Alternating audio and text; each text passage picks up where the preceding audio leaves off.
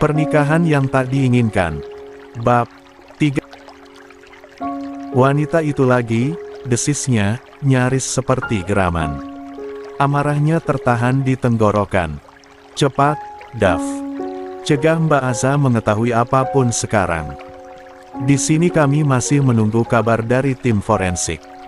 Belum ada yang pasti. Baik, Mbak Fer. Doakan semoga belum terlambat, ucap Davian, suaranya kian pelan, sebelum akhirnya sambungan terputus. Vera menarik napas panjang, menahan gejolak di dalam dirinya, lalu kembali melangkah ke arah Pak Argatama yang masih duduk menunduk, jemari menutupi wajah, tak bergerak. Pak, ucap Vera hati-hati, duduk di samping pria tua itu. Saya sudah menghubungi Davi. Tapi, di sana juga ada masalah. Alea katanya berusaha memberitahu Mbak Aza soal berita itu. Pak Argatama langsung mendongak. Sorot matanya yang sudah letih kini tersentak penuh kecemasan. Astaghfirullahaladzim. Gumamnya pelan, nyaris seperti doa dan kutukan dalam satu tarikan napas. Wajahnya mengeras, namun masih diselimuti selimut duka yang begitu tebal. Tubuhnya yang rentak kini 26. Bergetar halus. Bukan hanya karena lelah, tetapi karena ketakutan akan apa yang akan terjadi pada Azarin. Wanita itu tidak tahu batas.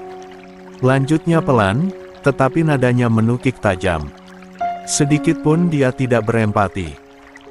Vera memandangi pria parubaya itu dengan tatapan getir, lalu bertanya pelan. Pak, sejak saya mengundurkan diri, apakah ada sesuatu yang terjadi?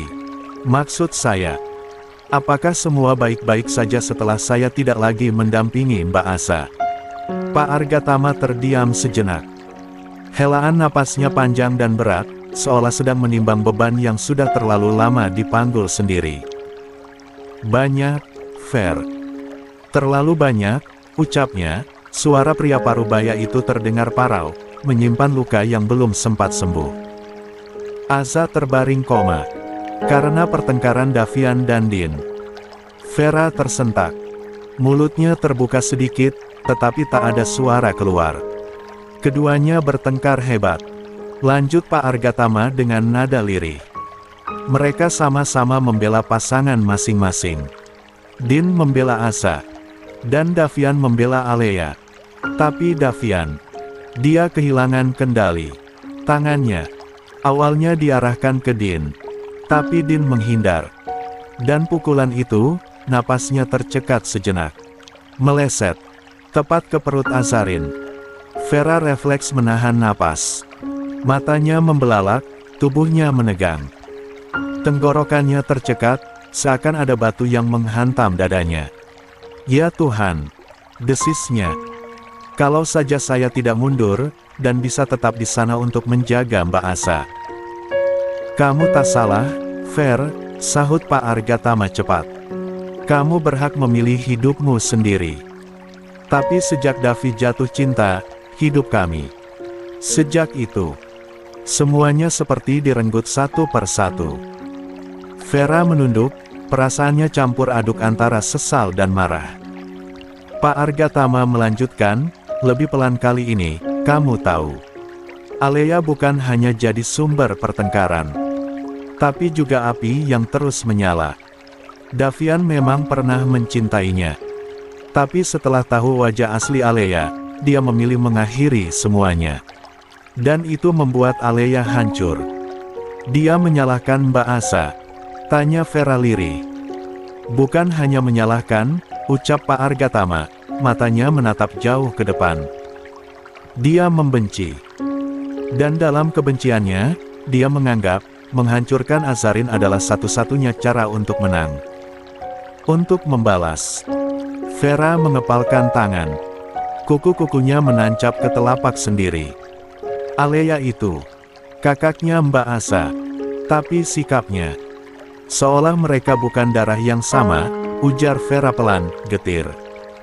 Dia, seperti seseorang yang menderita narcissistic sibling syndrome. Selalu merasa harus jadi pusat perhatian. Tidak tahan melihat adiknya lebih bahagia.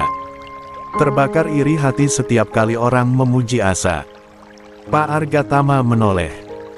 Namun, Vera tetap melanjutkan perkataannya. Orang-orang dengan sindrom itu biasanya punya rasa kompetitif yang ekstrim terhadap saudara kandung.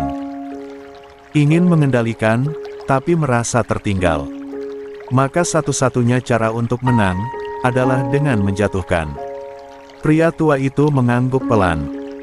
Dia merasa jika Davian pergi, itu karena Asa. Maka dia menghancurkan semua. Bahkan jika itu berarti mencabut nyawa saudaranya sendiri. Sejenak, ruangan itu kembali sunyi. Hanya napas berat mereka yang terdengar. Duka menyelimuti seperti kabut yang tak mau pergi. 27. Lalu sekarang dia ada di sana, dekat dengan Asa, dan Davian sedang berusaha menghentikannya, gumam Vera pelan, masih memandangi lantai. Pak Argatama menatap langit-langit rumah sakit, sebelum berucap nyaris seperti bisikan. Semoga Allah tidak sedang menguji kami melebihi batas kemampuan kami. Langkah Davian terasa begitu berat meski dia berlari. Setiap detik yang berlalu menambah gelisah dalam dadanya. Suara detak jantungnya bersahut-sahutan dengan gema langkah kaki di koridor rumah sakit. Pikirannya terus berputar pada sosok pengirim hadiah yang dimaksud Alea. Dia berharap dirinya lebih dulu sampai dibanding orang tersebut. Begitu tiba di ICU, tanpa sempat memberitahu perawat jaga, Davian menerobos lorong menuju ICU. Tangannya gemetar saat mendorong pintu. Napasnya sudah memburu tak beraturan. Sejuta pikiran berkecamuk di benaknya. Namun sesaat setelah pintu terbuka, segalanya terasa membeku. Langkahnya terhenti. Pandangannya langsung membatu. Di dalam ruangan itu, di bawah cahaya putih yang membias pucat ke seluruh dinding, terlihat sosok pria yang sangat dia kenal. Sosok yang seharusnya tak mungkin ada di sana. Sosok yang baru saja diumumkan telah tiada, kini berdiri di sisi ranjang, memeluk erat tubuh Azarin dan Alina sekaligus. Napas Davian tercekat. Matanya terbelalak, nyaris tak percaya pada apa yang sedang dilihatnya. Lututnya mendadak lemas. Bang Din. Ucapnya lirih, nyaris tak bersuara. 28. Langkah Davian perlahan mundur. Dia tak sanggup menyuarakan sepatah kata pun. Di matanya, sosok Din yang memeluk Azarin dan Alina adalah keajaiban yang nyaris mustahil. Dia tak segera berlari memeluk kakaknya, justru menjauh, menggigit bibirnya sendiri untuk menahan tangis haru yang hampir pecah. Tangannya gemetar saat menyeka sudut mata. Dadanya sesak oleh kelegaan dan rasa syukur yang tak bisa diungkapkan dengan kata-kata. Begitu keluar dari ruang ICU, Davian tak membuang waktu.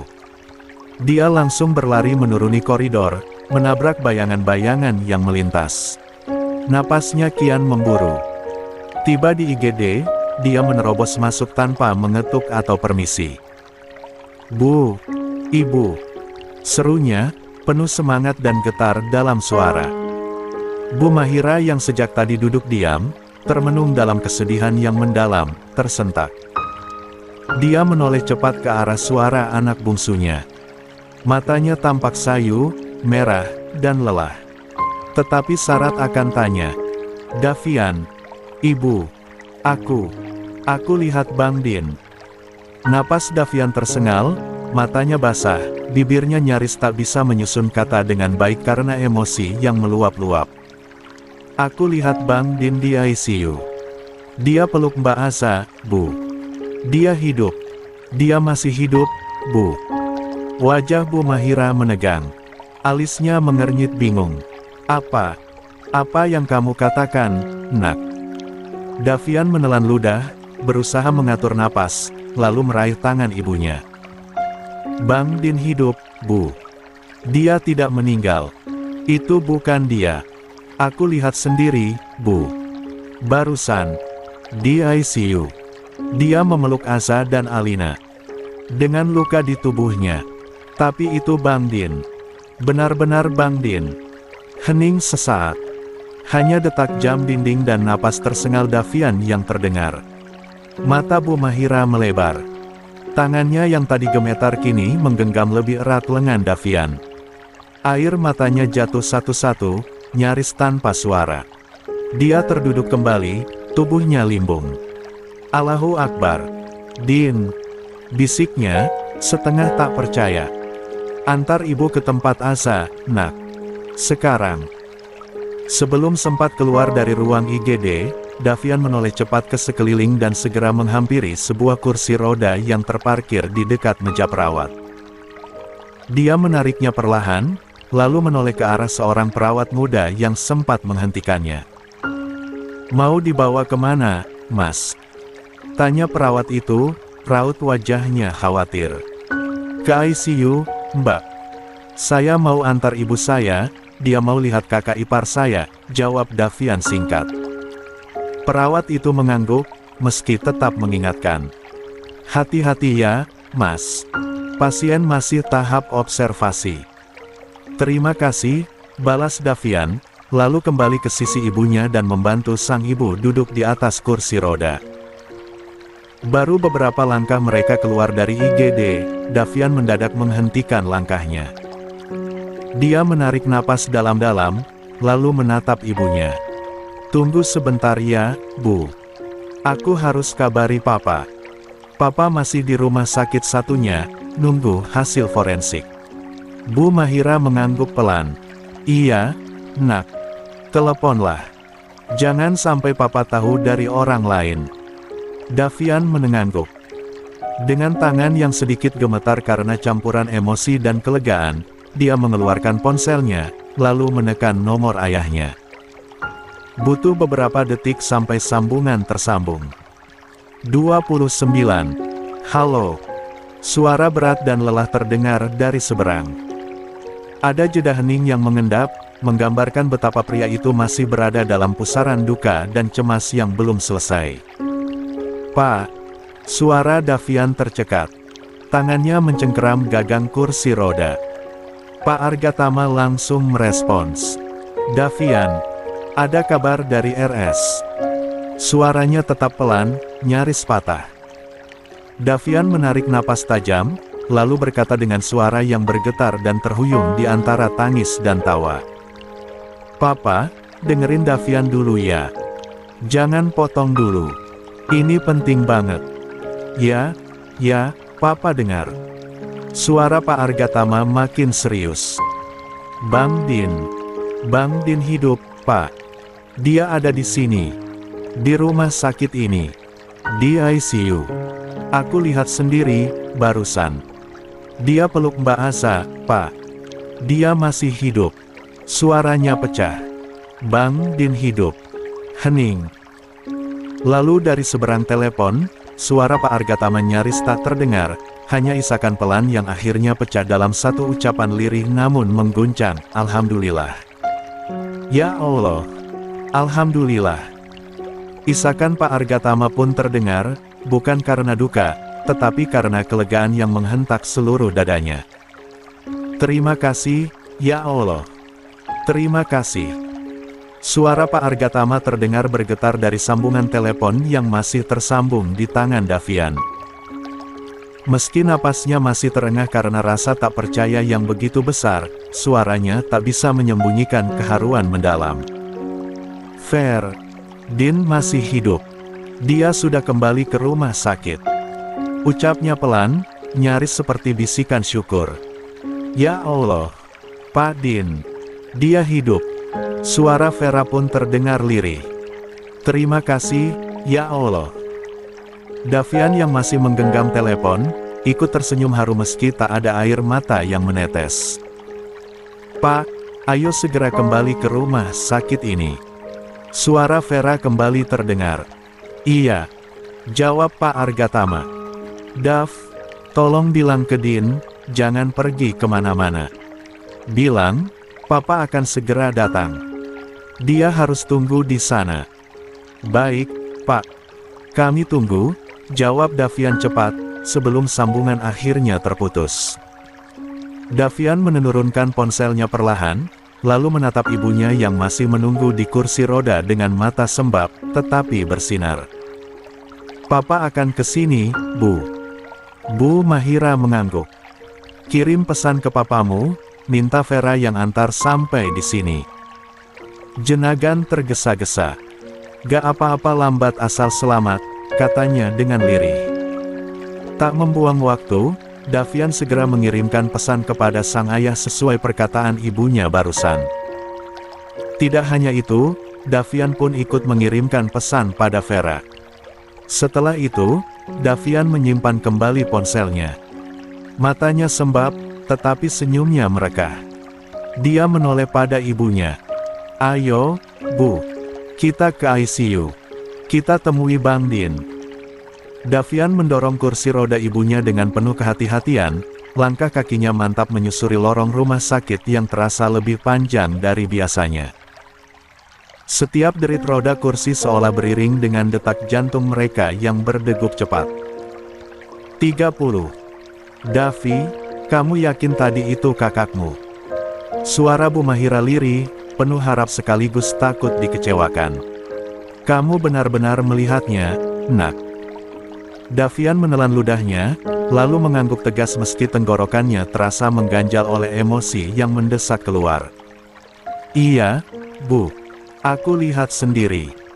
Dia berdiri di samping tempat tidur Mbak Aza, dia memeluknya. Bahkan Alina ada di sana. Bu Mahira menunduk sedikit, menggenggam sisi kursi rodanya dengan tangan bergetar. "Tapi, bagaimana kalau itu hanya bayangan, Nak? Ibu takut. Jangan-jangan itu cuma harapan yang muncul karena kita tak siap kehilangan dia." Davian berhenti sejenak, membungkuk agar bisa menatap mata ibunya dengan lembut. "Bu, ini bukan halusinasi.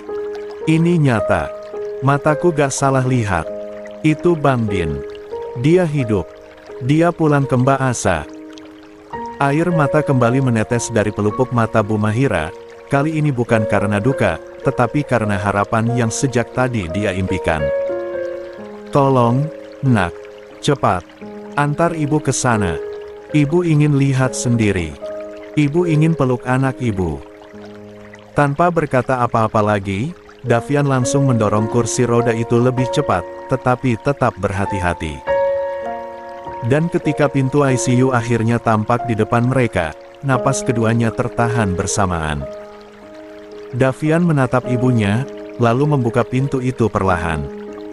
Namun, begitu pintu ICU terbuka perlahan, tatapan Davian langsung membeku. Ruangan itu, hanya ada dua sosok. Azarin dan Alina. Keduanya tengah berpelukan erat di atas ranjang pasien. Tak ada siapapun lagi di sana. Tak ada Din. "Kemana Bang Din?" jerit Davian dalam hati. Pandangannya menyapu cepat seluruh ruangan, dinding, pojok tempat alat medis, tirai, bahkan bawah tempat tidur. Tak ada tanda kehadiran sang kakak yang tadi jelas-jelas dilihatnya. Azarin pun langsung menyambut dengan suara parau. "Ibu." Bu Mahira yang dibantu Davian masuk ke dalam hanya menoleh sebentar pada menantunya, lalu matanya celingukan, berusaha mencari. "Din. Mana Din?" gumamnya lirih. Namun jawaban tak kunjung datang.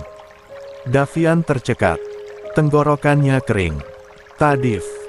Dia di sini.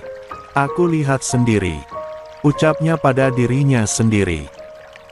Sementara itu Alina, yang duduk di sisi ranjang Azarin menyadari kedatangan kedua orang tersebut, tiba-tiba melompat turun dan berlari kecil ke arah kursi roda, matanya berbinar. "Nenek, udah sehat?" tanyanya polos sambil memeluk lutut sang nenek. Bu Mahira mencoba tersenyum, tetapi senyum itu tampak rapuh. "Sayang, cuma kamu dan Bunda aja di sini." "Iya," sahut Alina cepat, mengangguk. "Cuma Bel 2. Dari tadi gak ada siapa-siapa. Tapi Bunda sedih. Karena Om Davi bohongin Bunda, masa bilang ayah ke luar negeri, padahal ayah ke Jakarta." Alina sedikit memanyunkan bibirnya, seolah sedang merajuk kesal.